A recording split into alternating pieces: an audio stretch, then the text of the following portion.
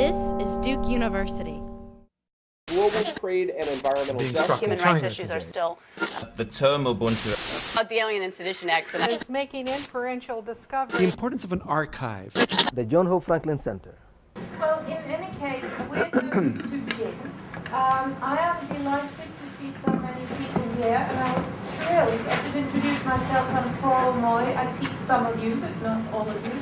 I was thrilled to see the marvelous turnout yesterday, and here we are. And Sonny Cannell has generously opened up for questions on any aspect of his work.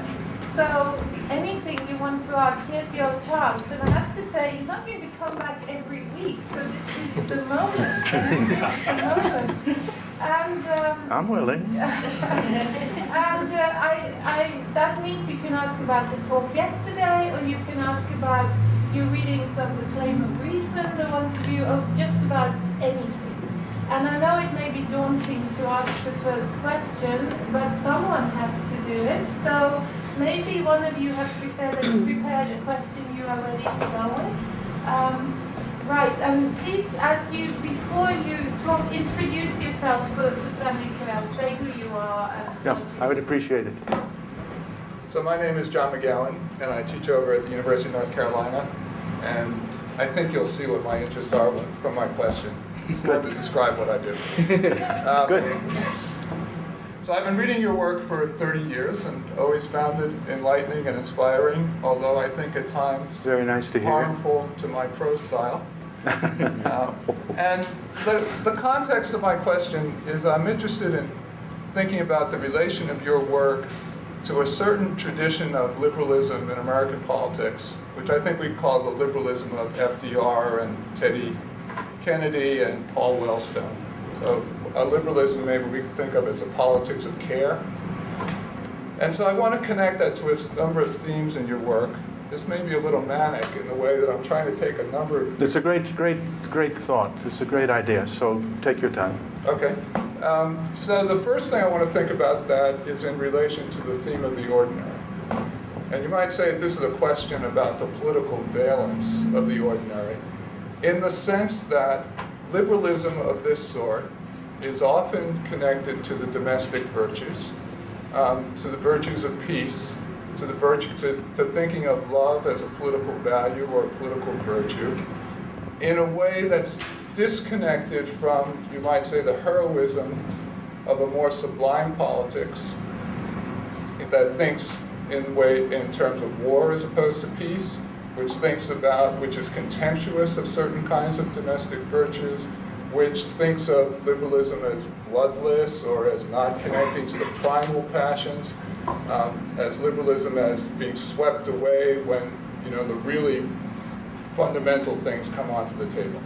So that's one thing I'm trying to think about, the valence of the ordinary in relation to a certain kind of liberal domesticity.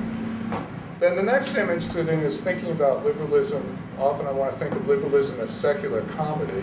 So I'm interested in liberalism in relation to your work on comedy, because one of the ways of saying this would be liberalism as domestic virtue is connected to an idea of marriage, and that a certain kind of contempt of marriage plays into this same kind of contempt for liberalism.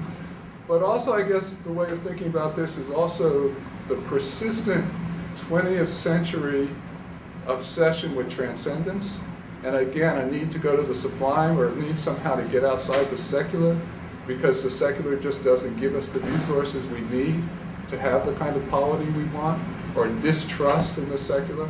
So that, after Shakespeare and Jane Austen, and maybe Dickens, although Dickens himself is problematic, you have to go to Hollywood, to find the comic theme. And it's interesting also that comic theme is a theme about, in some sense, discovering the virtues of marriage, because they're comedies of remarriage. So trying to think about liberalism in that context. And then finally, I wanted to think about this in relation to questions of acknowledgement. And questions of acknowledgement first is, again, this idea of the avoidance of love. And so acknowledgement in relation to the inability to bring love in as a political virtue or value.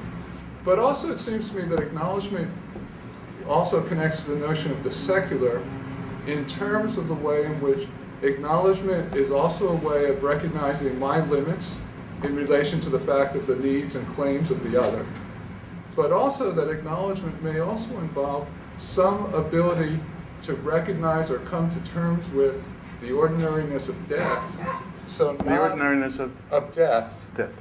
so that there's not the claim or hope for an eternal life, or not the hope to avoid my own death by imposing death on the other. So that acknowledgement is connected to issues of finitude, and here I'm thinking about your passages on finitude and the chapter on It Happened One Night. So the reflections on finitude in your work. So to sum this all up, the first question is the valence of the ordinary. Does it have a political valence? The second question, I guess, is this too violent a yoking together of various themes from your work, trying to get them articulated together? And then finally, I guess I'm just interested, obviously there's an engagement with a certain kind of American ideal of democracy in your work, but I'm just wondering about this absence of an engagement with an American ideal of liberalism, which may be a little Sorry, trickier. I missed that last sentence. The democracy in my work and the... So it seems to me that you often have articulated these themes in relation to a certain ideal of democracy. Right. But that what I haven't seen is an engagement with a certain tradition of liberalism. Ah. Yeah. Well, that's a lot of things. You know that. And I don't have a set speech about the relation of politics and the ordinary. I'm somewhat shy about talking politics, partly because I know an awful lot of people who are very good at it, and partly because debate, which politics depends upon, is not something that I'm fond of as a philosophical texture. I rather try to undo debates rather than create them. That's not very political, perhaps. That there is a relation that I certainly feel between what I mean by the ordinary and politics and democracy is there, the underlying, all-pervasive connection between what I mean by the ordinary and what I perceive to be unprejudicially democracy, is the search for one's own voice and the right to speak, the right to be heard. And that right to be heard is both a guarantee, but it also is something that has to be earned. So what I've just said seems to me a kind of summary of Emerson. There is that incessant call in him for clarity, but also for speaking and for the voice. I perhaps mention that first because when at a certain stage of writing, I had to respond to the work of Jacques Derrida, who's attacked the idea of the human voice as something like an illusion of the supplying of meaning, and rather wished to dethrone it in the face of what he called writing. Now, writing and the voice are metaphysical categories, and they mean a lot of different things. But as a way of guiding what I was doing, I keep feeling, and I think in yesterday's talk, there's a good sample of questions about things about how it is I disturb the common air with everything I say.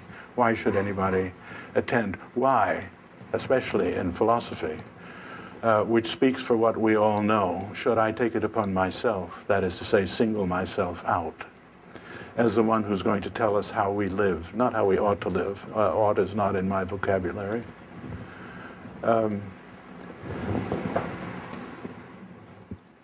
The other thing, therefore, that I won't really try to say anything about is liberalism, if that means more than a democratic state in which each has an equal voice.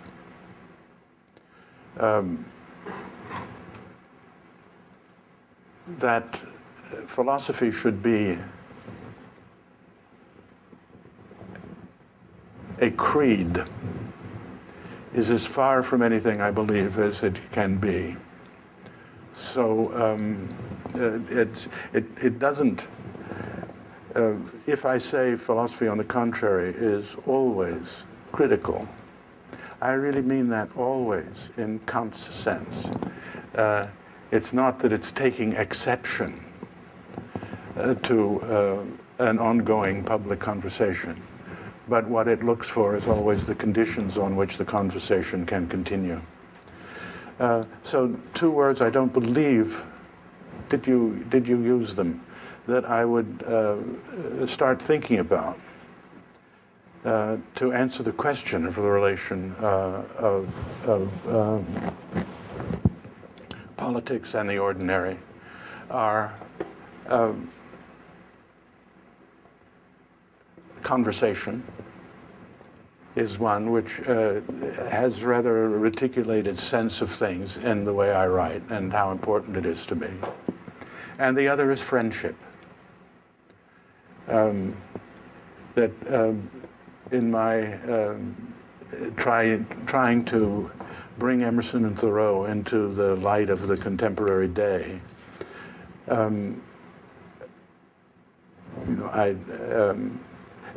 their emphasis on the idea of politics as an extension of friendship seems to me greatly important.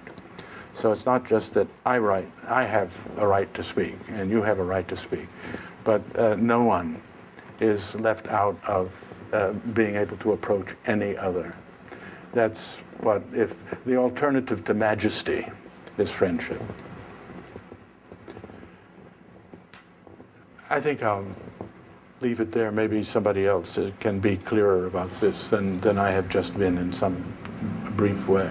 But I appreciate the question. I would like to ask one question, since I'm sort of hosting this seminar. It's going to be my only one, but it takes off from what we've begun now. What you said, that philosophy for you is, in a sense, always critical. But there is, for me, a huge difference in the way you proceed when you think philosophically with what we normally in academia today are enjoined to do, namely train our students to engage in critical thinking. Yes. So Good. I think, because Good. there's something, Yeah, we're always being told that we train people to think critically, and that often ends up with students who are not capable of putting a really wonderfully intellectually subtle case for something they love, because that's risking too much. So we get people very good at debunking, but not good at saying what they like to stand for. And so this is where I think I would love for you to say something more about you. On the one hand, you like to undo debates rather than create them. And your own method is always to put the very best case for whatever position of view that you are interacting with. And That's true. nobody Thank can you. say that you are not thinking critically, yet nobody could say that what your work is anything like this easy, critical, polemical debunking, which I don't think is actually that thoughtful. So I'd love for you to expand on your method and your thing about philosophy as critical and yet not debating and not polemic, etc. Thank you. Yeah. I don't do this much anymore. I stay at home and scratch around on pieces of paper and think I'm writing another book. So I don't know what's in the air all the time. Of course, Toril Moi raises a tremendously central question. what I mean by critical is, I guess, precisely the reverse of what you're calling critical thinking in the following way, I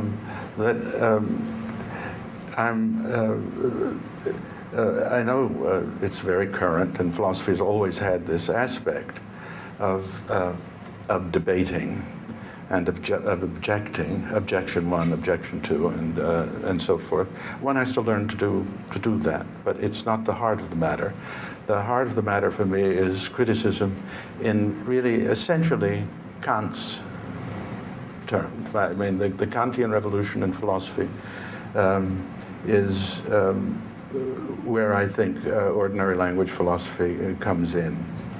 It's in a sense very un-Kantian because it's not systematic, or rather it thinks it has its system, namely the system of the languages of the world, which are extraordinarily and subtly systematic. Grammar is the system that Wittgenstein is interested in. And what that means in Kant, in the Kantian revolution, is a new way of discovering the a priori, what happens before that makes possible human intercourse. And that's language. And what we mean and what it means to talk critically is, I just use Kant's words for this, to determine the conditions under which what you say is sense, or we could say true. What makes it possible for us to understand one another? What are these conditions? And I like using the word conditions, both it suits, but I don't mean that the conditions I find are Kant's. Kant's conditions are, for example, 12 categories of the understanding, and a few more things that are left out of those. And those are what makes it possible for us to speak and be intelligible and think. And certainly we need 12 categories. What I think is we need all the words of a language in order to. And I like that the idea of condition says something about speaking together, speaking with one another, and what makes that possible. I am still dazzled by the fact of human interchange, and regard that as being the most remarkable thing that philosophy should attend to. Well, I mean, isn't it? In Plato, that's what happens. Oh, what did you just say? And are you sure you meant to say that? And what do you mean you love me?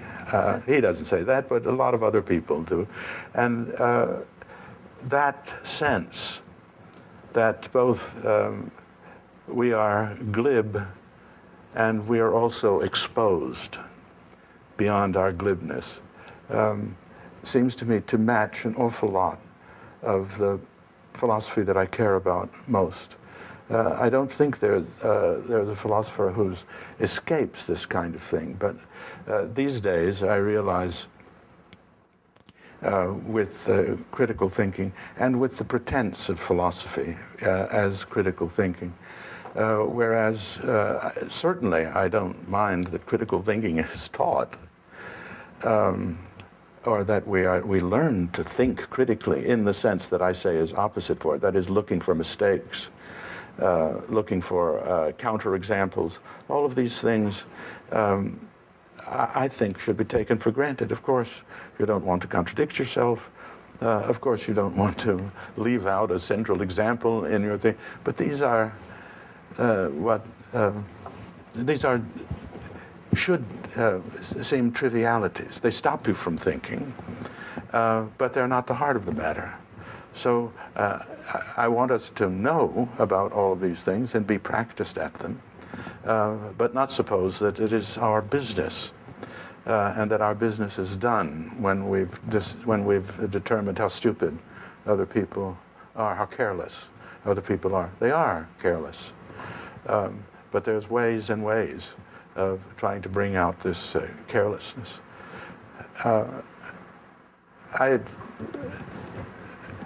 My masters were well, Wittgenstein I never met, but Austin Wittgenstein was evidently not a very pleasant person. Austin was rather off-putting. It's hard to get from these descriptions of what one would like philosophy to be to their presence in particular people. But I'm not sorry about, and some of the people who've been most encouraging to me were, for example, never able to write. Philosophy probably ought always to be something you have to struggle to write. That's about as anti-Derridian a thing, I suppose, as you could say, because I also have the feeling that about writing, you can feel there's always something to say, and if you get stuck, cite the etymology. Yeah. Yes. Same question I had last night. Time didn't permit true engagement. I don't think. Can you speak up a little? There's some air conditioning noise up here. Yeah. Thank you. All right. Same question I had last night. Yes. Time didn't permit in-depth engagement. Based on your talk last night, how does one communicate horrific truth in How does one communicate horrific truth in a non-disturbing fashion? I still want to know what that adjective is. What kind of truth? Horrific. Horrific truth in a non-disturbing fashion.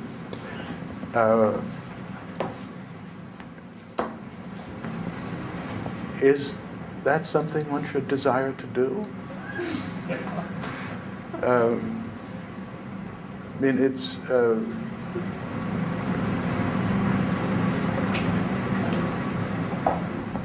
if any one of the things that I was talking a little bit about tonight is the sense of aggressiveness in any speech. That is, the fight for the right to speak and to be heard is, I say, disturbing the air. It's drawing blood. We chat, and chatting is a wonderful thing to do, just ordinary human intercourse with a certain warmth. And getting through difficult days, and we all have our suffering and so forth, and a little companionship is a very great thing.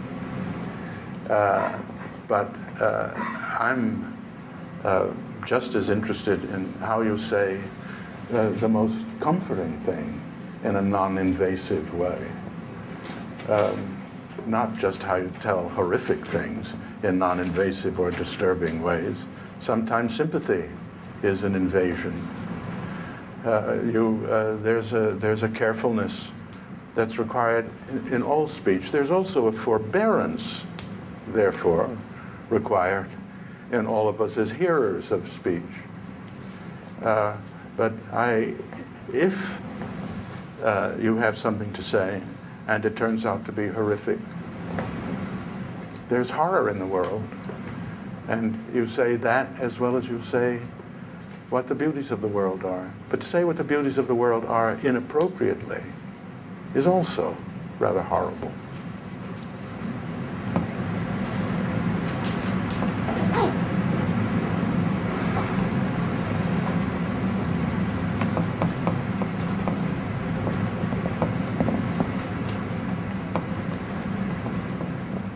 Oh, Sarah. I wanted to ask you, I'm not sure, well, let's just try this out, that one of the deep implications of your work, it seems to me, is the move from the obsession with representation to expression. And that shows itself in the massive range of your own interests. There's also, I think, the risk is I want to say the unteachability of your method. I mean, that is to say, perhaps it is not a method. Your voice is extraordinarily attentive, meticulous. it acknowledges its object, it acknowledges the other, it takes risks, it's courageous.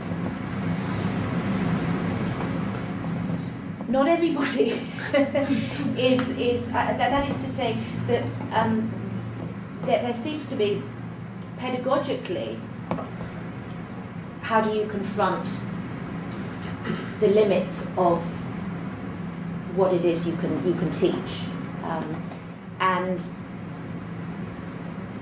how do you defend, if you like, I don't know if that's the right word, against, I want to say the potential narcissism of how, of the possibility of this way of thinking. I don't mean in you yourself, I mean... Oh, you don't have to. Yeah. I mean, it may be in the silence. No. Yeah, okay. No, good. Thanks. I think that's worth a lot of time. I have, and you, I think, are sympathetic to this and even allude to it, taken a certain amount of grief over the years about the way I write. I sometimes have said in my defense, what choice does one have over the way one writes? Now, of course, you have to say that in various moments in one's life. You have different kinds of choices, and people are always harping on. I mean, there are standards. There's a way of being, I suppose, companionable in the way you write, or sociable in the way you write, and sometimes the way in which I crave intimacy in the way I write is quite unsociable. I can see that. I mean to be demanding, even if not imposing. That is to say, I mean to have you know exactly what I think. And where the hell you get off wanting somebody else to know exactly what you think? You do the best you can. We pass strangers in the night and there are bumps. Lacan has a wonderful remark that human beings are made to bump into one another. And Austin has one of his greatest essays on excuses, which I think is absolutely hilarious as well as profound. We need a lot of excuses, and Austin really presents a bellyful of them, and it certainly makes you feel, my God, what fragile creatures we all are, what careless creatures we all are to have constantly to say, excuse me, and it's not. I mean, there can be a Dickens character who says essentially nothing but excuse me. So it does, in a way, insisting on being personal, insisting on not disguising, though it's quite disguised, the intimacy in this kind of writing. The responsiveness that I seem to require in the way I write, and before I feel I've said anything, runs the risk of narcissism, and I think that should just be said. It does. The only excuse for it is that you find it in yourself. Yes. That is, so if it's narcissistic, it's because the human wish for expressiveness and for being understood is narcissistic. Well, but at that stage, it sort of vanishes. I don't feel at a sense that what I'm doing is looking in a pool of water and falling in love with myself. That really seems quite foreign to me. So if it's narcissism without Narcissus, well, we'd have to characterize what that is. Intimacy without right, that could be another way. Where do you get off? Well, one thing I feel is that the likelihood that other people are going to want to write the way I do is so small that there is no risk of that being what the fashion of philosophy is. So it is always, therefore, in my experience, against the grain. The first thing that happens is my dissatisfaction with the way things are. And it isn't that I don't want things to be the way things are. The way things are is that philosophy requires a pedagogy. You have to learn it. There are a lot of things to read. There are a lot of ways in which you're a goddamn fool. And somebody has to say that. You're not thinking, or think again, or have you thought? All of that. You don't philosophize without a teacher.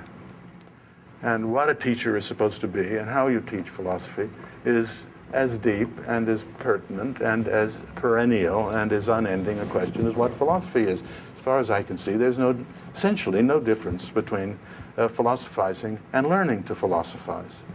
That's what happens. It's for us. It's our self-education, and it takes practice. And I want all of these sounds. It's just that I know that they will be institutionalized. They must be institutionalized. We must have rules of the road. We must have progressive education. I don't want these things not to happen. But I seem to assign myself the role of the stranger in the night who's saying, is this good enough? And it is a particular role. I don't know how I came to occupy it. It's through writing in a certain way and through having had that be accepted. Wittgenstein and Austin are devastatingly negative, critical thinkers. Yes. Nothing satisfies. Well, that's not true of Austin. But so many things don't satisfy him that get lost. But that's surely, that's as in the grain of ordinary philosophical critical thinking as anything could be.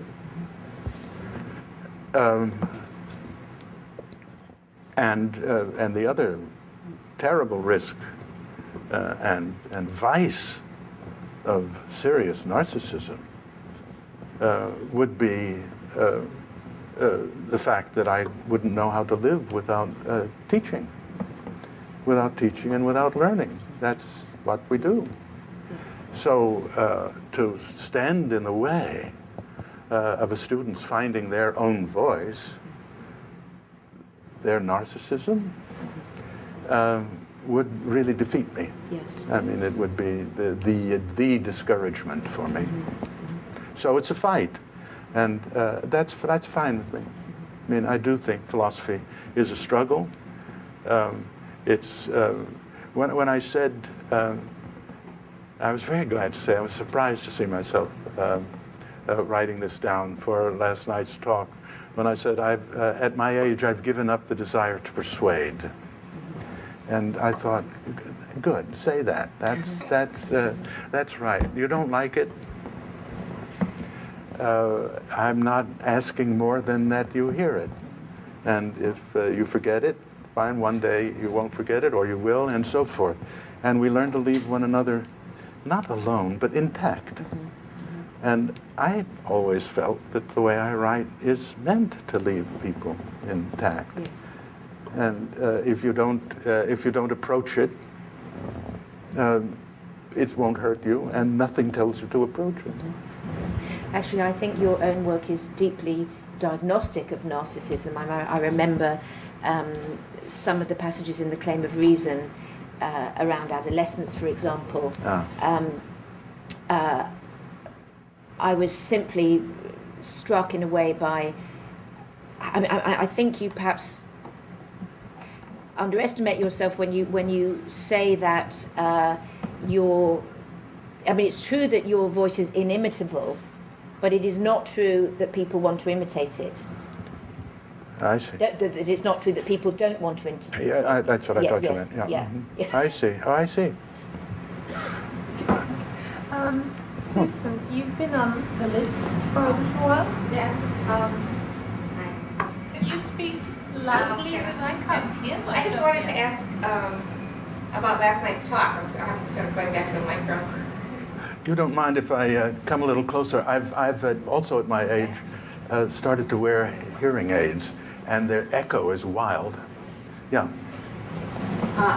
Last night's talk had so many things going on that I found it difficult to recover some of them, and I wanted just to ask you to talk again a little bit about the stars that came into your talk.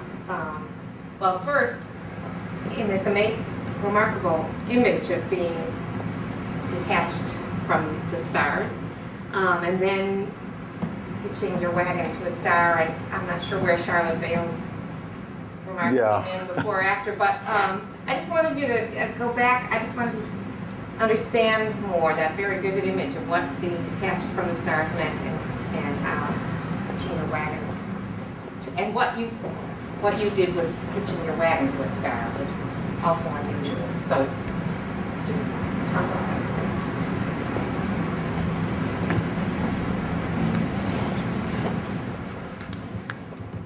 I think a place to begin elaborating that in my mind.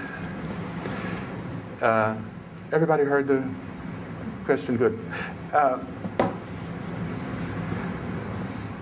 Is the moment at which I said that there were conflicting aspects or contradictory aspects in thinking about what human language is. One is the facility it gives you in communicating and speaking and meaning something, but also the fact of it and its independence of you means that you're always saying more than you mean, or something other than you mean.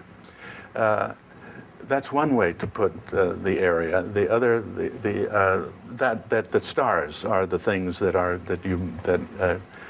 draw you in language to say more. This sidereal sense, the sense of being surrounded by these constellations, means that you're going to be drawn past what you think you're saying. And what that also more positively means to me is that you count on the fact that you speak beyond yourself, that you are drawn beyond yourself. Emerson's transcendentalism seems to me to amount to that, that every word bears its meaning because of every other word in the language.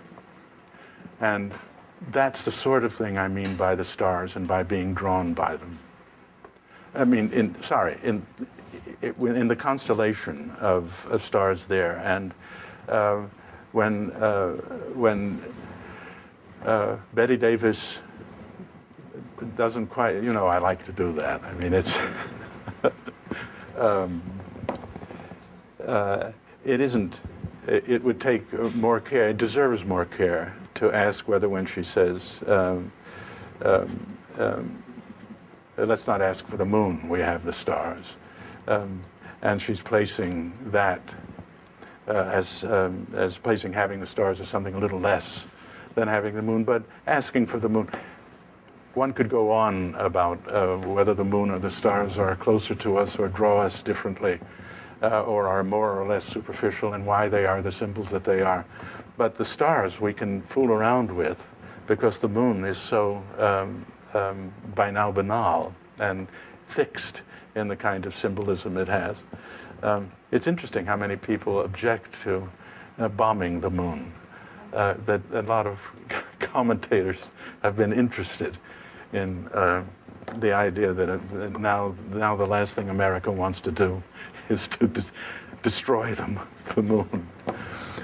But there is something slightly nervous about that, the sense that you don't know what is going to happen if you. But I liked Sorry, have I spoken to what interests you about having the stars, and why hitching them is that speech is always an aspiration, an aspiration, and the sense of a word as before and beyond itself is what I want from that image.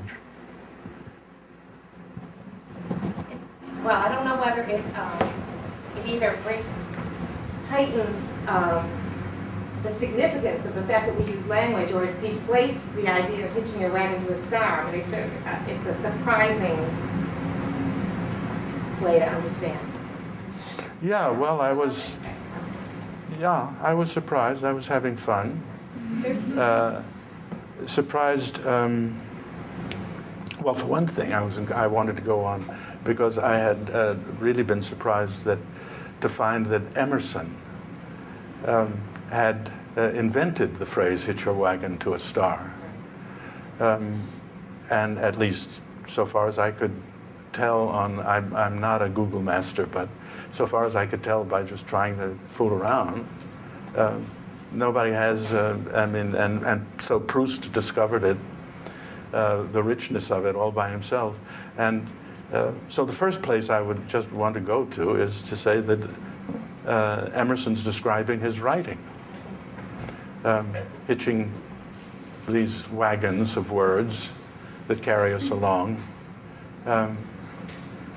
not randomly, but from my point of view, I think Emerson is an accurate writer, to what's beyond them, and invoking this sense of beyond. I got to that because of this accident of encountering Blanchot with the idea of stepping and not stepping beyond. I'm taking that as a kind of description of what words are, what language is. They're here, and what gives them their power is not here.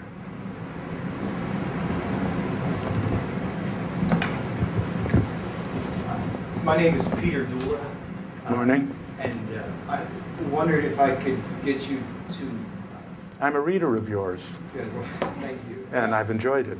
Yeah, so President Broadhead gave a very nice introduction to you yesterday. Indeed he did. And the way you have complicated boundaries between philosophy and literature. And as you know, I tried to suggest that you also complicate some boundaries between philosophy and theology. Yes. And so last night, as your talk came to a close, it seemed to me to be happening once again with the references to 1 Corinthians and to Jesus in Gethsemane and to a film about angels. Right. Yep. And I know that these references in which are throughout your work are more than just sort of, cultural allusions, but it doesn't seem to me that they have the status of the references to Emerson or Wittgenstein. But I wondered, since you brought it up last night, if you would be willing to say a little bit about the relationship of your work and theology. I realize that if you're shy to talk about politics, you're probably also shy to talk about religion, but those things are so suggestive, at least to me, so I thought if I had your text before me last night, I could, sort of try to work it out, but I don't, and you're here, so I might say a little bit about that. Well, we were already talking about the transcendental and the transcendent and speaking beyond oneself. So we're there, we're knocking on the door of theology. Sure, well, mostly what I hesitate to talk about or shrink from talking about are things that I feel too strongly that I haven't thought enough about and don't have anything pressing to share about, and that I would rather hear about. I love it that you pick out this strain. It's absolutely there.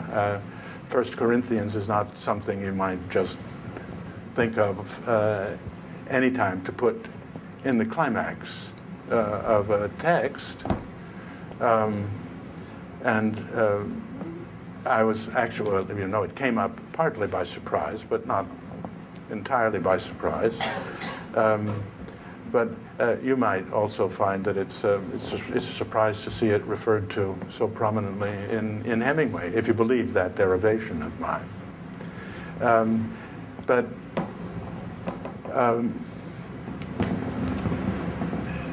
Another, I don't know whether it's a piece of the potentiality of narcissism, or if it's a way of shielding myself from falling into narcissism. But while I don't any longer want to try to persuade people out of some belief into some other belief. It doesn't mean I don't want to provoke them. So, and certainly one way to provoke a reader is not to disguise the fact that I also have, I don't know, transcendent longings. I can say that. I mean, I think I've earned the right to use that concept out of talking about Emerson so much and pondering what Emerson is doing. And that he's a transcendentalist seems to me not a foolish thing to say about him, even if it's a perfectly colloquial and obvious thing to say about him. And that feature is what I am emphasizing. It's, after all, when I say that the quarrel between the ordinary and the transcendent, well, if I put it that way, then it's obvious.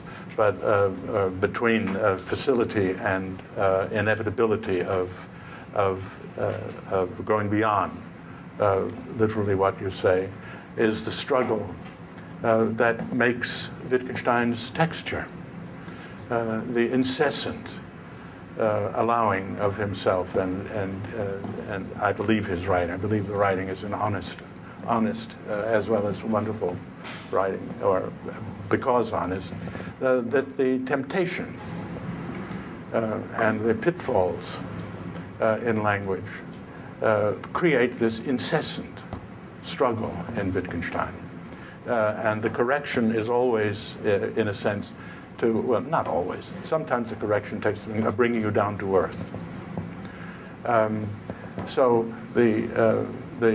in Wittgenstein, the conflict is between the ordinary and the metaphysical. In Wittgenstein, the metaphysical is always something to be dispersed. In the way I do things, I want the metaphysical to turn into something like what I would like theology to be. The place where you talk about all the things you can't talk about. And in me, it's I have to be very careful that I'm not slumming. In this sense, that to come out of a tradition of analytical philosophy, and however much I have modified that, and however much I've tried to put a narcissistic signature on that, the fact is that's where I come from. That's what my training in philosophy was. That's where inspiration from Wittgenstein and Austin come from. They too were embattled, but I picked up the battles. I tried to make them mine.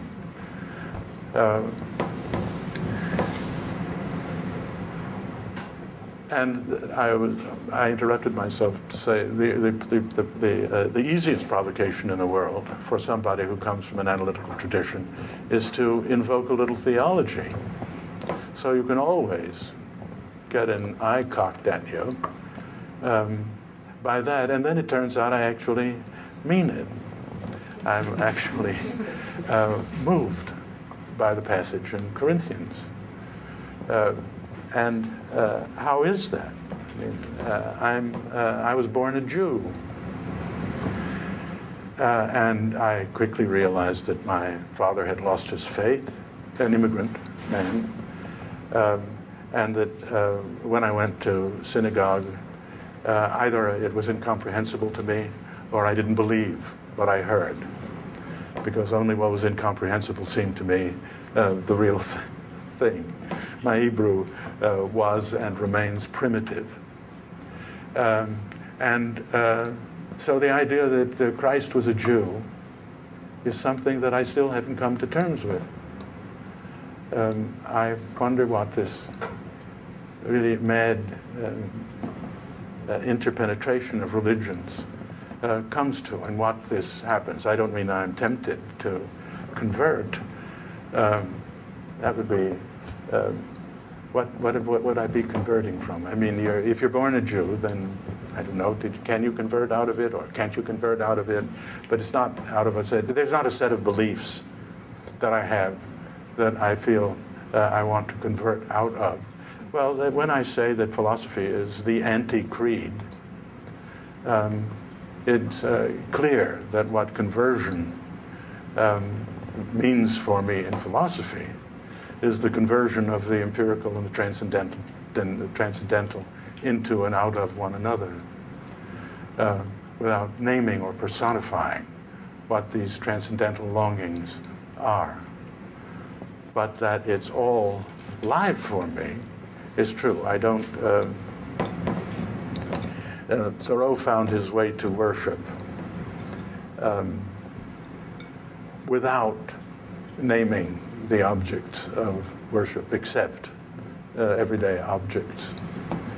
I don't know that I'm good at that, but if I were a poet, I would have a better clue for how to do that, I think. So I try to do it in prose. What? Not being very good in answering your question, but it's a good one. It's a good one. Yeah. I have a question. Could you speak up and identify yourself for standing crowd? My name is Jackie and I'm a student of Toronto. And I have a question that kind of touches on what was talked about. Still louder? Yes. No, I'm not hearing. Come closer, just so we make sure that everyone can hear. Yeah. I guess President Broadhead had talked about the hardening of disciplines and mentioning that your contribution was to make them engage in a conversation Yes. with one another. So my question, the first question would be that it seems that a lot of different disciplines have different vocabularies. So what are the conditions, to use the term that you had talked about in regards to Kant, what are the conditions necessary to have these different disciplines to be able to engage in that conversation? And secondly, what brings to mind, when you talk about the other and the ethical engagement or acknowledgement of the other, I'm always brought back to Gayatri Spivak's Can the Subaltern Speak? Gayatri Spivak. Can the Subaltern Speak? Oh, yeah. And what are the conditions necessary, at least to your mind, that would allow the subaltern to engage in a conversation with someone of, I guess, more privileged status? If that makes any sense. I've missed what you said about Gayatri. You were saying something about her. Is it a text of hers that you mentioned? Well, I don't know the text. What is the text? It's an essay entitled Can the Subaltern Speak?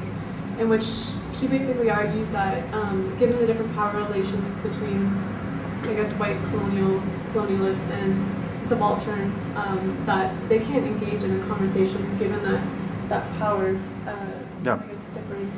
So what would be the conditions necessary to allow them to engage in that conversation, both between the subaltern and also in between the disciplines that you tend to bridge, but question the bridge at the same time? Good.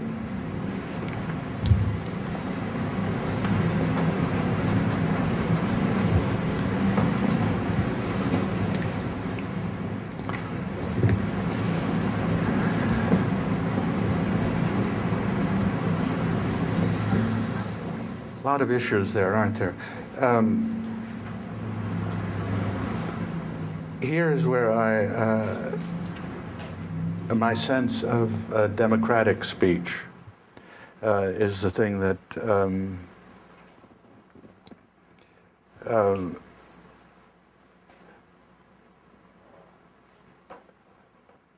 is the thing from which I proceed and continuously return when I'm talking about voice. And when you're talking about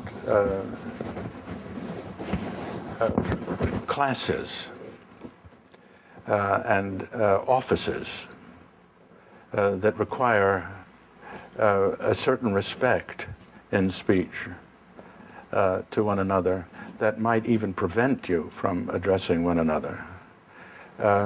You are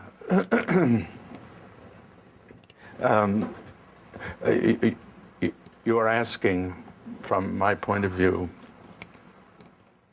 what effect these differences have on your right to your voice.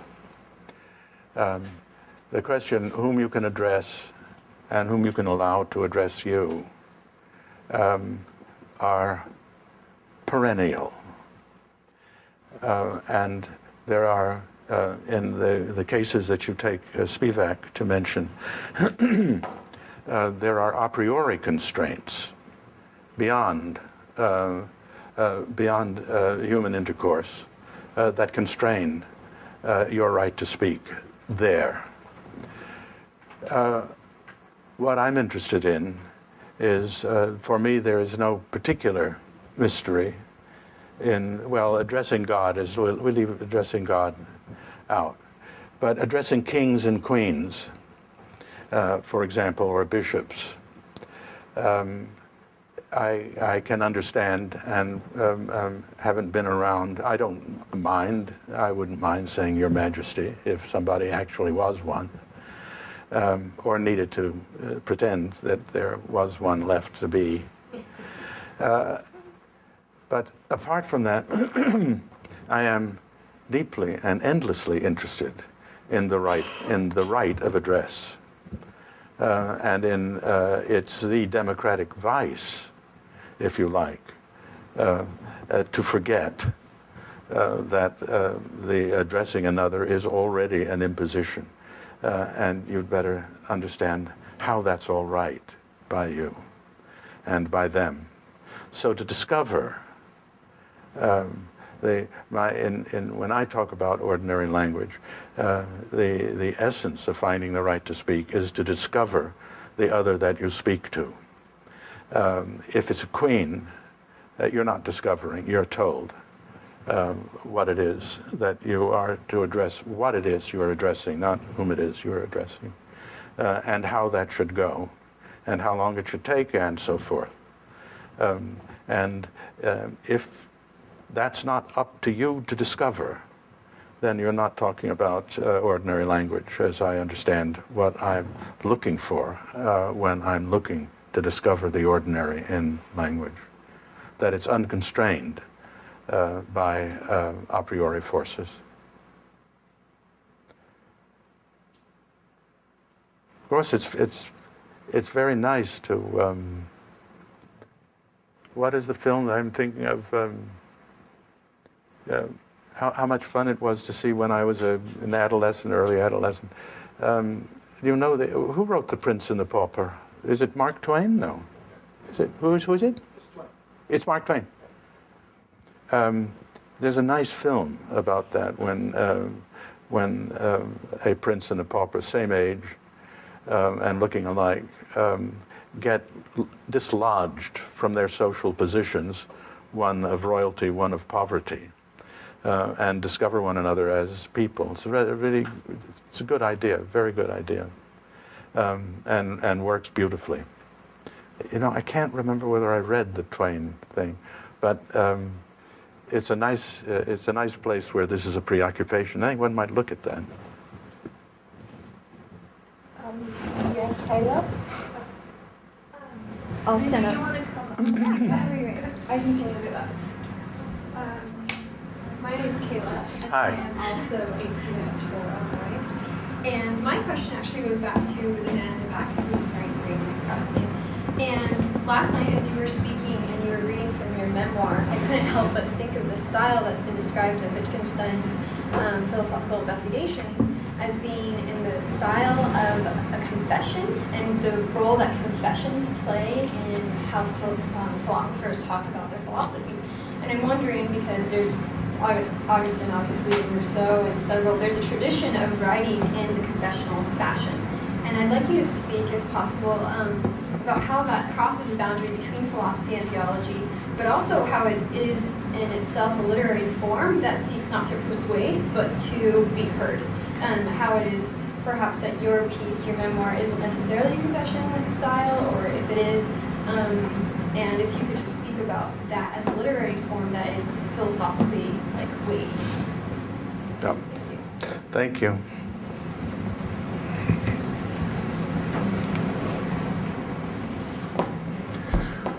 Well, you've already said what should be said.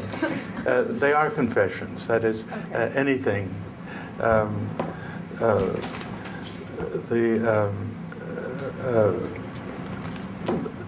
the autobiographical is inherently, if you like, confessional, unless, of course, it's written in a kind of disguise.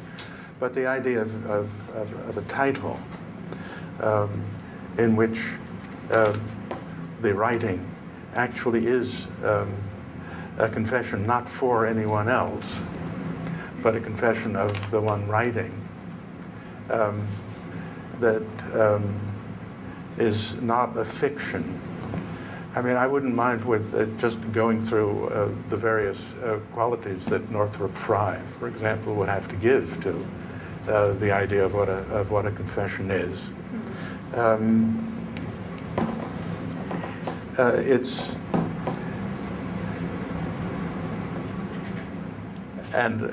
If one thinks of, I mean, you couldn't mention more illustrious cases than Augustine and Rousseau. What's critical, I would expect, first of all, is to think what it is they have to confess. Rousseau is not going to, for example, confess sin. You could say that might mean that he was not going to confess the less attractive regions of his existence. But of course there are unattractive regions of his existence. And so what he's doing is inventing a confession that's not to God and not to a community, but inventing the audience and inventing the community for whom this convention is made. And if you stake being honest on your writing, which saying that it's a confession is in effect doing, then that's taking on another level of obligation about the thing. I do think what I was doing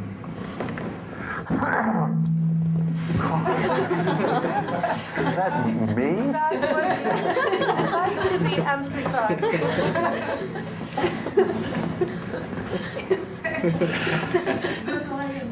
Good, yes, or snores, or howls.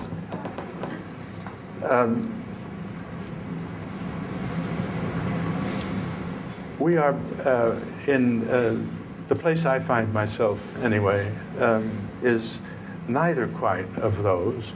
We're both, confession is so easy these days that you just kind of, you might even try to be a little subversive and so on, but it's all a kind of mask. You can almost bet your bottom dollar that if somebody's really being has a certain air of subversiveness or of salaciousness, that it's disguising something. So I'm not feeling, and also what would it be for a professor to tell the whole truth, an undisguised form? To whom would we do this? No, the difference that I would emphasize again in not shying from the fact that what I was reading last night was confessional, and earlier parts of it, of the autobiography, the memoir, bless you, are even more obviously confessional. Then the thing last night had, as I was saying, a certain quality also of a kind of strange philosophy lecture with various associations to things, and I had my reasons for wanting to make it that. So honesty was not the foremost matter to me. A kind of interest and a kind of surprise was much more on my mind. But the thing that I said I wanted to emphasize in all of this was that in my case, and I would suppose in most cases I would call confessions a modern confession, is that what you're doing is attempting to discover the audience to whom this can be said. So how you play, I mean, sometimes when how much do you explain? How much do you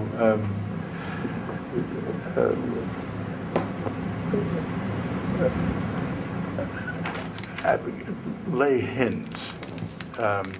This is meant for somebody who knows actually what the fourth Chopin Ballade sounds like.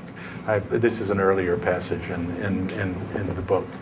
But you're counting on that. Or you're counting on somebody going and either playing it or listening to, or finding out how to find out what that is. Why? Because it was the favorite piece of mine that my mother played, who was a concert pianist. For sometimes, anyway, I have various associations to it. And so there's not an audience, not just because there's no a priori audience, but because there's no one audience for this. So that's the sort of thing that I felt enabled to make explicit by the idea of writing confessionally. Have I come close to responding to you? Okay. Yes. Thank you. Thank you. Yeah, first and then, I'm 8 and then coming and blocking on all names today. So 1, 2, and 3, like order. Go first. Well, Yes. Will Revere, and I'm a student at the seminar. I guess I have a question about a certain kind. Sorry, there's a microphone here. I have a question about a certain kind of criticism. The question of criticism was brought up earlier. Criticism. Yeah. So I'm thinking about the subtitle of the claim of reason. Mm-hmm. We have a set of common nouns and then a proper noun in Wittgenstein. Uh-huh. And how you begin the book and how Wittgenstein begins the investigations with Augustine and you with Wittgenstein. Right. The long sentence as to how you're not going to begin and so forth. And thinking about. I take it kindly. No. Go ahead. I didn't mean it in another way. And how you wish to think, you say near the beginning of philosophy, not as a set of problems, but as a set of texts. So can you talk about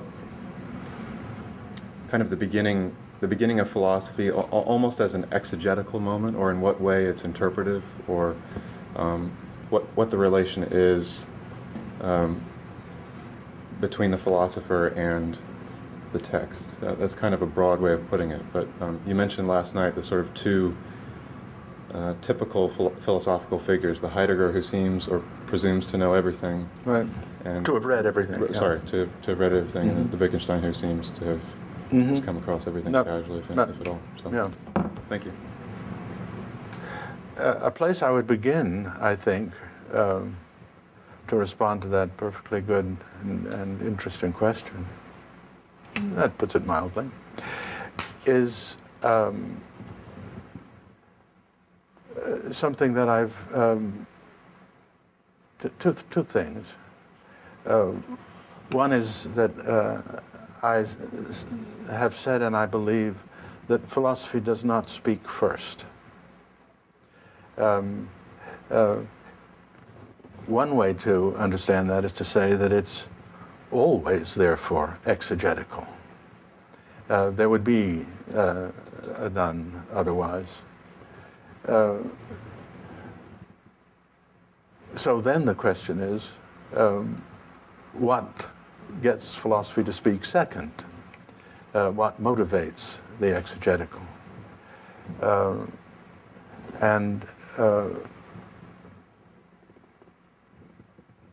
There again, I'm talking about who is addressed. How does a philosopher feel, or when, that a remark is addressed to him or her?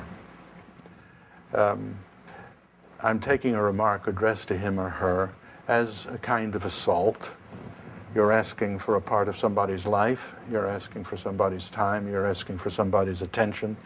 You're drawing somebody's blood by saying, I don't know, somebody just quoted a sentence of mine to me. I don't know if I used it for this or not, but when I use the sentence, do you dress the way you do voluntarily? Did that come? You talked about that, and I'd completely forgotten about that thing. But that sort of a thing, there the addressee is named, you. But philosophy tends to take it to heart, and for anything that comes their way, to be responded to if it feels like an assault. It doesn't have to be a bad assault, but it just could be simply something, an assault of beauty, perhaps, an assault of real interest or of surprise. But something that deserves a response is also just is one's choice. And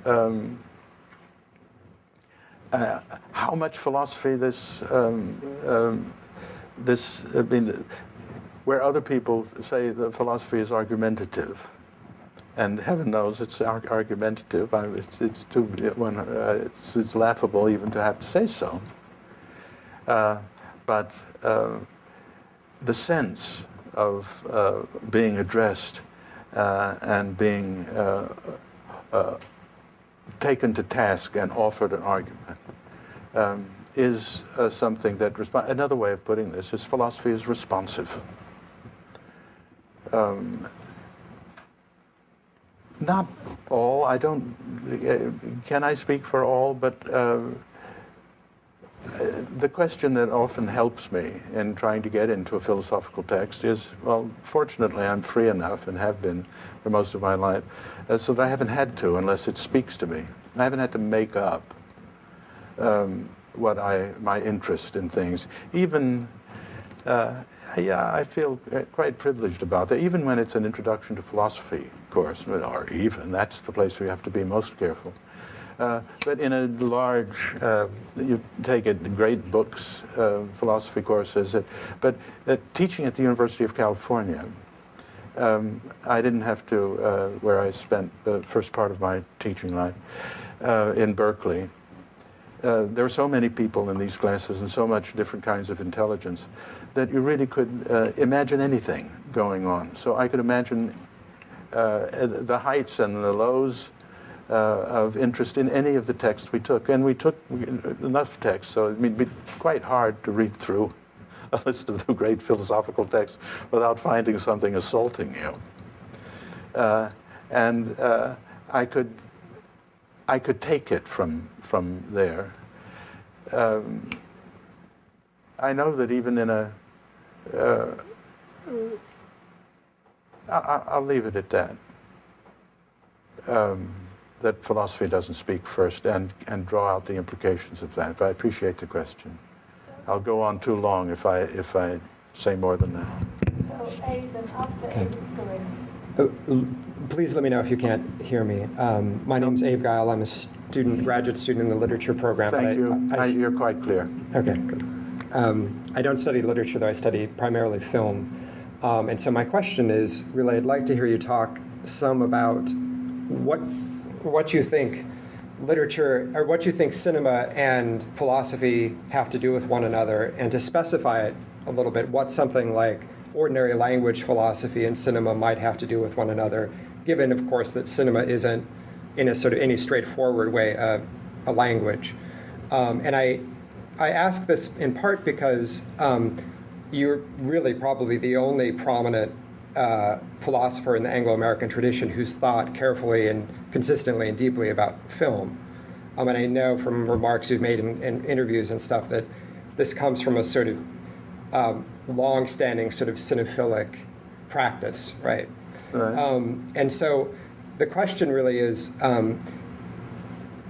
in what sense do you see film as something like providing the conditions of possibility for thought? Do you see film as, in some way, or cinema as a sort of mode of philosophizing, thinking in images, this sort of thing? And how is it that it's clear to me that your approach to cinema really is as a kind of affirmation, which is distinguished from the dominant Anglo-American film studies, for instance, which tends to take film as a kind of bad object and so forth? That I've thought about film, thank you for saying so, is true. Doesn't mean, however, that I have an unvarnished tale to tell about what the relation between philosophy and film is. If I knew, I probably wouldn't write about it. So I'm still very much in the middle of being interested in that. The relation of blatancy and mystery in film, of presence and absence in film, of transience and permanence in film, transience of the images and eternal return of the images because of the nature of film, strike me as ways also, each of those, of characterizing philosophy. So some sense that film is already a kind of speculation has been on my mind for a long time. The cinephilia, certainly.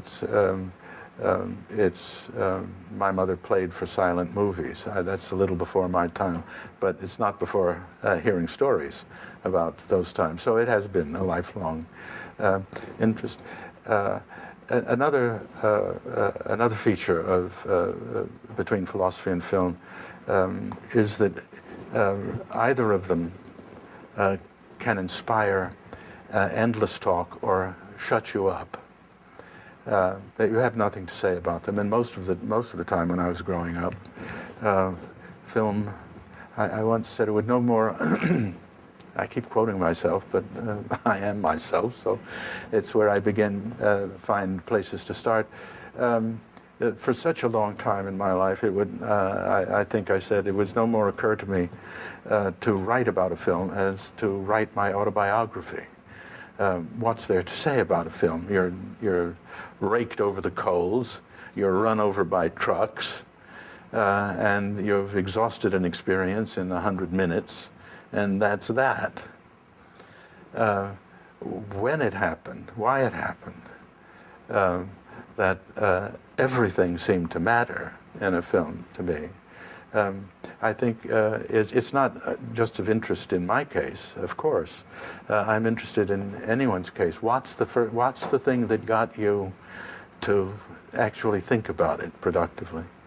I remember the first film that did. It was quite late. Smiles of a Summer Night. It was. And I've never written about it. I went home after seeing it. I was, at my age, I have to clear my throat more than human beings should have to. And I'm not going to go through that explosion again. Do you think we could... Move it over here, it'll be less obvious. Thank you, and excuse me. Yes, well, last night's talk also is still with me, so I'm. That's what all this throat clearing is in part about.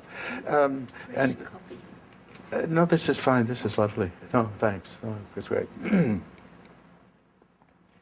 A film I've never talked about, written about, but after seeing it, I was. Yes, it's one of the 2 times I went to a film as I was writing my PhD dissertation.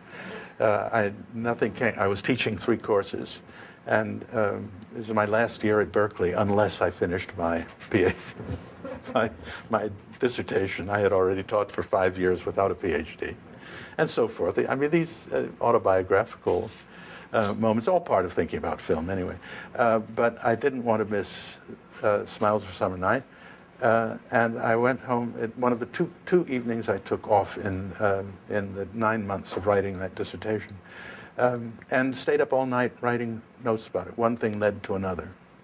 And the sense that gets you in, that has roughly the form, everything matters. came to me with that film. And I have never since then had any problem with the thought that everything matters. It's mother's milk to me. I knew that about music, but nothing I said about music ever satisfied me. It's very easy to talk about music. In a sense, nothing could be easier if what talking about music means is analyzing it. You're taught how to analyze it, and you can analyze it to a standstill, to a fare thee well. You've got everything. Everything means something, in the sense that you already know a priori what everything's going to mean, because you can identify the chords and identify the chromatic, the counterpoint, and the form. And if that's satisfied, or the row, and if that satisfies you as saying something about the music, and it satisfies a lot of people. It doesn't satisfy me. It didn't. So I realized that I don't actually remember the first text that I read in which I realized that everything mattered, every word mattered. That's a very, I mean, you say that, it's utterly trivial, but I'm talking about a particular experience of a thing. I think that it was a revelation to me to find, for example, that Walden was a book in which every word mattered.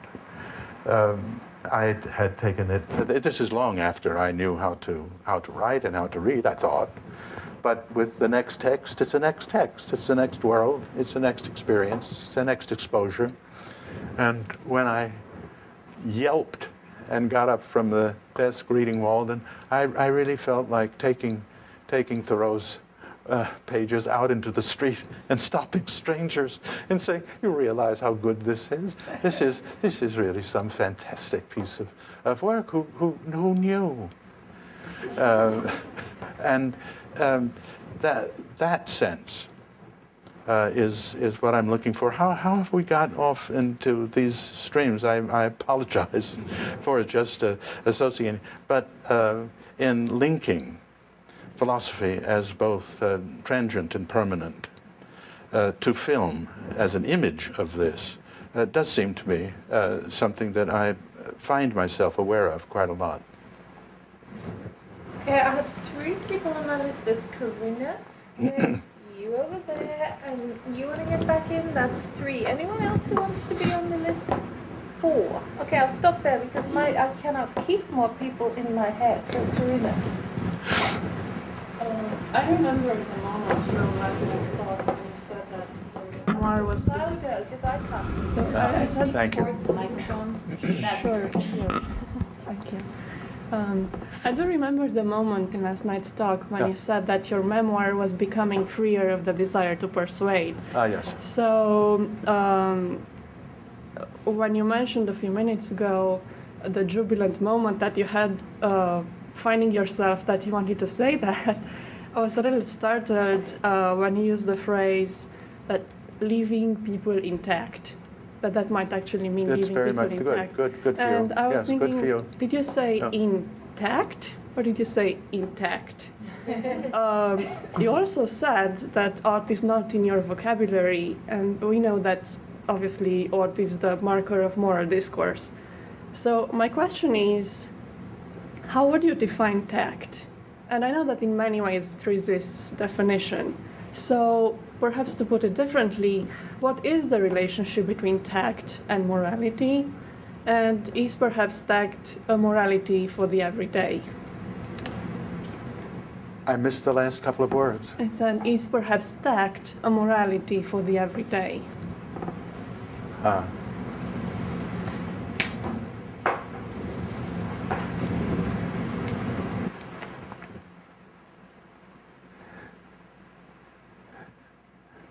It's a nice word, tact. It's a nice thing, tact. It can be overdone.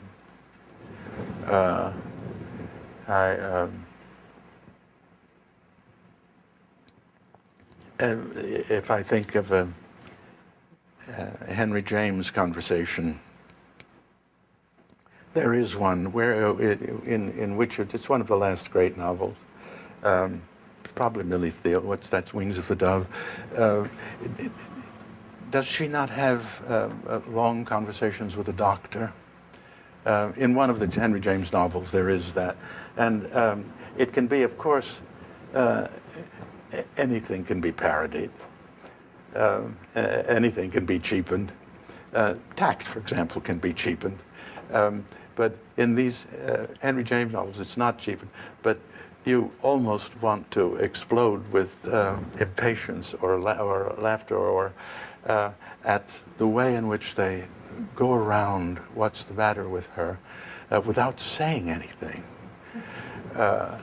And it's as if tact is taken to such an extreme point that you hadn't imagined what tact was, and that it was verging constantly on something like avoidance. Whereas this guy is going to cut into her. And we hope he's going to do this, I mean, as a surgeon, we hope that he's going to do this tactfully, but he's going to draw blood. So if I say something about tact, did you quote something that I had said about tact?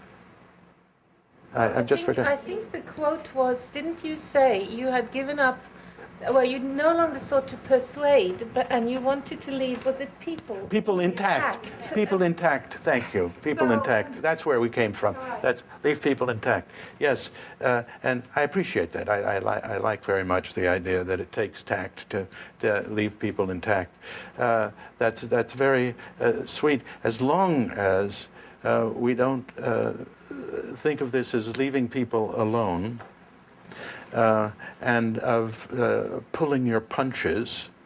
Sometimes tact is really using tremendous force, but absolutely precisely. That is, tact is not too much and not too little. Tact is just the right amount. Sometimes when I've thought about tact is, I'm the son of a jeweler who described on a couple of occasions what it's like to cut a diamond. And I'm just giving you a personal image of what this tact is. But he had witnessed, he was not rich enough to be worrying about breaking up diamonds and making millions. But he did go to a demonstration of someone who was about to break up a large diamond. I don't know the names of the chisels and the hammers and that he had to use, but he kept walking around it. I think these were the days before a certain kind of screen. I don't know. But in the end, however much he walked around it, he had to place, let's say, a chisel, and he had to tap it. And if you placed it a hair in the wrong place, or tapped it a hair too hard or not hard enough, you ruined millions of dollars. So or destroyed, whatever the stakes were high. And that is an image that I've had of something like tact. Takes tact to hit that chisel exactly right. And there are people who know how to hurt without harming you. You can always pretend tact by, say, being an incompetent psychoanalyst and just not saying anything. Or you just know when and what to intervene. Psychoanalysis is another instance for me of tact. But people who know how to talk with one another, I'm very impressed by this, the not too much and not withholding. But not withholding and not being overbearing. Yeah, it's this judgment. But if you say judgment, it sounds really too intellectual. I mean, tact, I like your saying intact and tact. You have to, I mean, like dancing. You can't, or my mother used to say, don't be wishy-washy. This is her piano instruction to me. She wasn't particularly verbal, but she certainly could play the piano. And so piano, I'm sure, is another thing that enters into me when I talk about tact. When you say somebody has a nice touch, that sort of thing. And we do bump up against one another. And sometimes you really have to.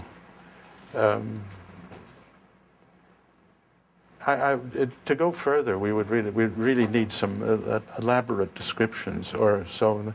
Something that moves me tremendously is when parents have tact with their children. Actually treat their children as though they're separate human beings, but have enough structure in all of the remarks so that there's no question about where they are and where boundaries are without dictatorialism. Some people have that. So I have, first of all, Some teachers have that. Sorry, we have 10 minutes to go. It's a real unfortunate thing for us that there's another event here at 12 noon, so we have to pretty much vacate at 1:45. But I have 3 more people on my list, and we'll begin there. I think you better get a microphone. Okay. Close. Okay. Is it okay if I speak? Yeah. My name is Jacqueline Weber, and I'm a musicologist here at Duke. So you may imagine. I'm sorry. I'm a musicologist, so in musicology, you can imagine why I'm interested in several of your writings. Yeah. And I was really happy today that you eventually dropped the word music.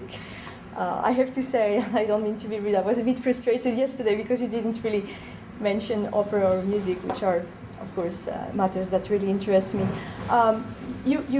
You mentioned, you said just a few minutes ago that it was fairly easy to write about music. Because it can be it can be easy. But what strikes me, and since I've been reading your text on music, is that actually you don't really speak about music. You rather speak on voice, movement, and performance, essentially, which seems to illustrate fairly well what Sarah Beckwith mentioned, that there is always an emphasis to representation. It's not the object music per se that seems to interest you, rather the way it is produced live as an opera, etc.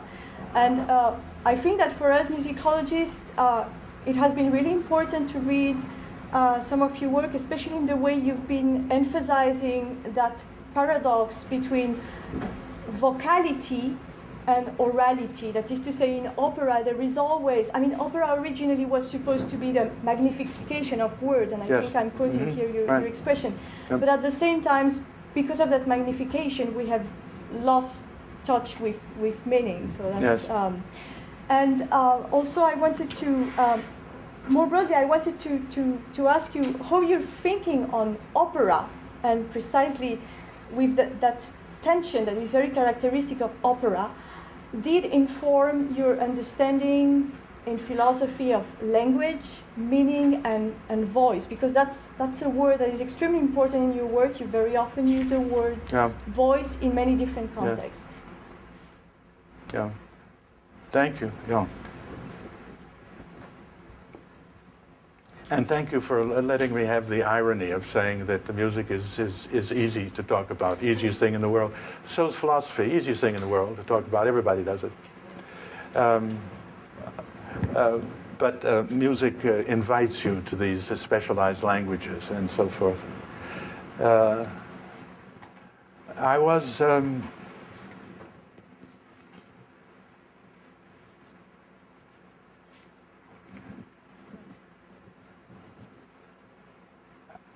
I feel actually rather speechless about what you've said. Everything that I might have said about this, but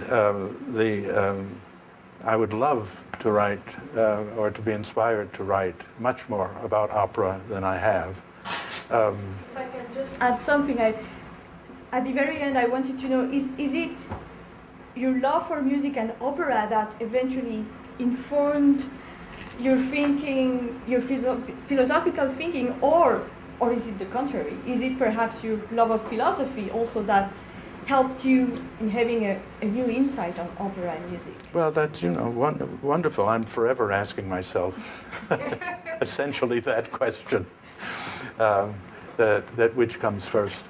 But partly the answer to the question, which comes first, is in my life, and it has been now for many decades, what inspires me to write about something, which means for me to think about something. And sometimes what I think about, I show other people, and more often than not, fortunately, I don't show people.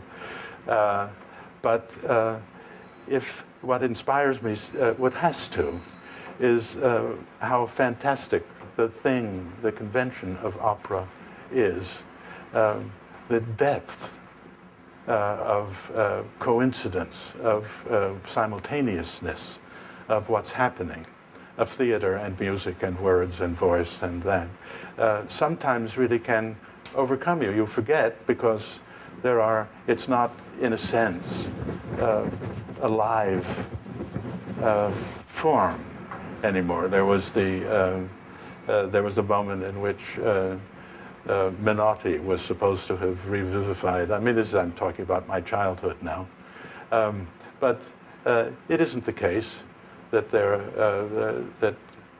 are opera composers, and many of them to go. So it's in that sense not live. So we hear the history of opera, but nevertheless there are, of course, great productions, and it's a wonderful time for productions at a moment when there are not so many great things to produce.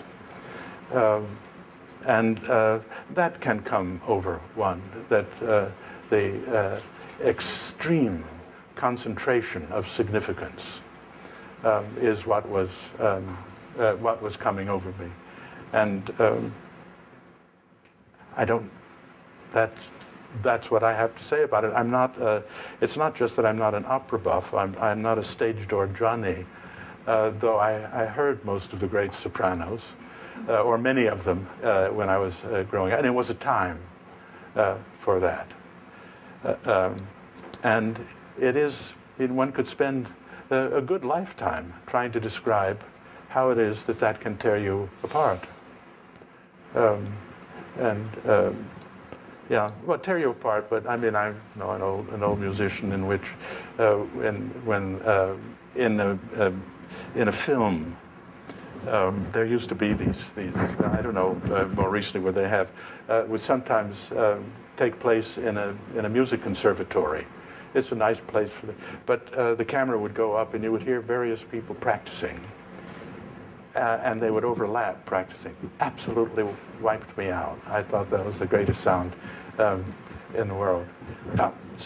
Okay, we get two quick questions, and I know, I see you want to be on the list, but... No, I don't want to ask about this. There's another event. I know, that's why we have to end at 1:45. We were told we have 5 minutes. So two quick questions, and if maybe we'll have both questions, and then you can answer both at the end, and that way everyone gets to speak. So you could. Very good solution. Yeah. We talked last night. I guess this is together. Susan's question, Louis' question, and your question also. We talked last night. Reminded me of a song lyric by the Red Hot Chili Peppers. It says, "Disasters are just another star falling in my yard."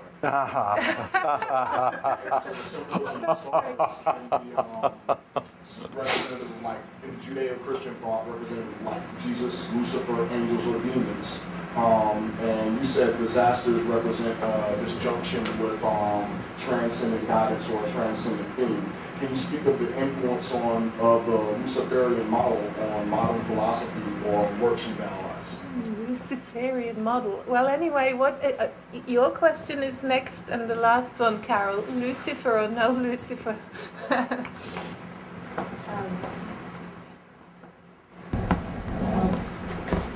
This doesn't have much to do with what he just asked, but I'm interested in the implications of your work for visual arts, the visual arts, and in particular the idea of responsibility in our speech.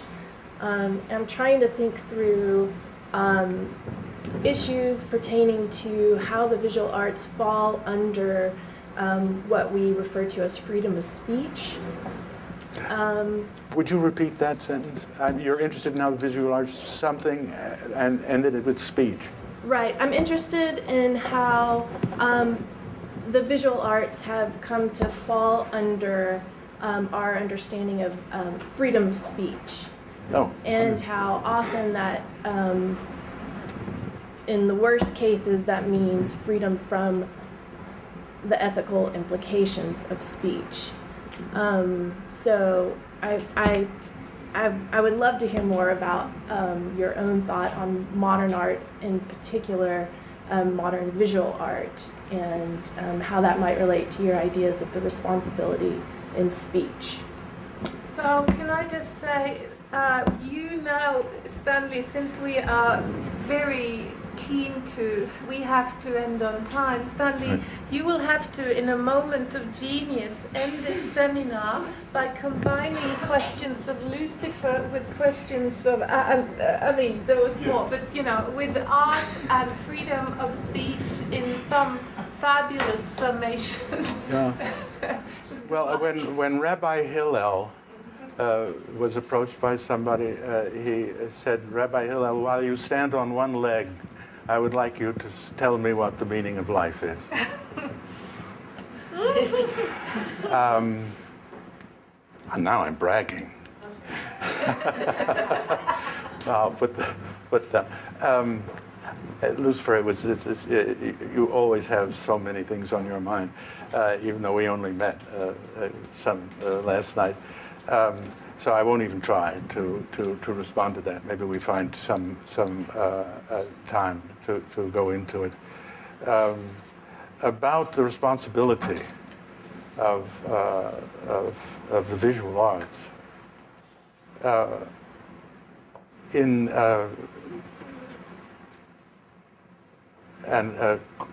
But this is no more. For me, modernism heightens all of the problems of the tradition. So it heightens this issue of responsibility as well. But in that case, and in the case of the arts, the responsibility goes both ways. You have a responsibility to the address. I mean, I've come to the one you choose and construct as your audience, and you have a responsibility to the object. This to keep both balls in the air in every sentence is for me is an ideal of writing. I should say here there really is a very specific autobiographical moment. You may not know, or once upon a time he was the writing of Michael Fried, an art critic, who was the first person in my life. Who, I mean, he's extremely, by many people, offends them by his dogmatism and so forth, but he's a very responsible critic and a great lover of art. But he's the first who dragged me by the arm and shoved me past these and into these pictures and made me say things and made me listen to things. And I need somebody to do that. I need teachers for everything. It seems to me. So it's no wonder to my mind that I spent so many years as a teacher. I like to be around teachers too, as well as around students. That sense with him of having him stand there and you tell me what it is you see and be honest about it just seems to me absolutely native. It's not something that I learned in music. I learned responsibility in music, but I didn't learn words in music. It was always play it again. No, you're not hearing this. And then finally, when it was that's right. But it was always practical, always specific. We just ran out of time. So can we thank you for being so generous. Produced by Duke University, online at duke.edu.